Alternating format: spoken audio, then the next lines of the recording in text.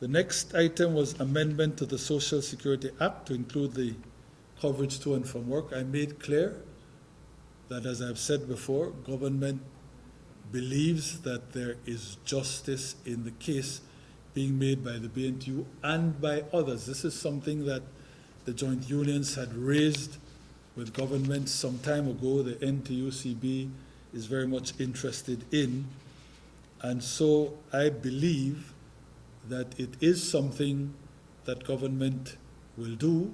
I've had some feedback from the chairman of the Social Security Board as to some safeguards the board would like to see put in place before we actually amend the legislation to provide for this. So I could not give the B.N.T.U. any sell-by date. I could not say this will be done, the law will be changed by such and such a date. The most I could do was to indicate what I've just described to you, that I am pretty certain that it will be done, but it will only be done when we have all our ducks in a row and can fully ventilate,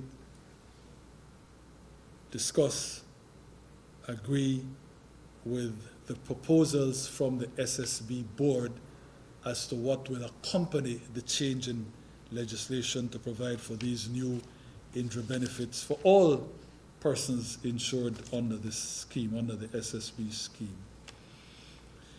B.N.T.U. Special Proposal 22, again, that is not something I can deal with. I made clear that was a matter that was part of the collective bargaining agreement process between government and the joint unions negotiating team. That is the B.N.T.U., the APSSM, and the PSU. The minutes of the last meeting that we saw suggested that there had been an agreement for this Special Proposal 22 to be deferred to the next round of collective bargaining agreement negotiations. The B.N.T.U. made clear that that was not, or that is not their recollection of what happened. So, because that CBA has not officially been signed off on yet, another meeting of official side and of the parties, of government and the joint unions negotiating team will be convened to look at, in fact, closing off the last or the current CBA round, which we thought had been done, but which B.N.T.U. is saying has not been done.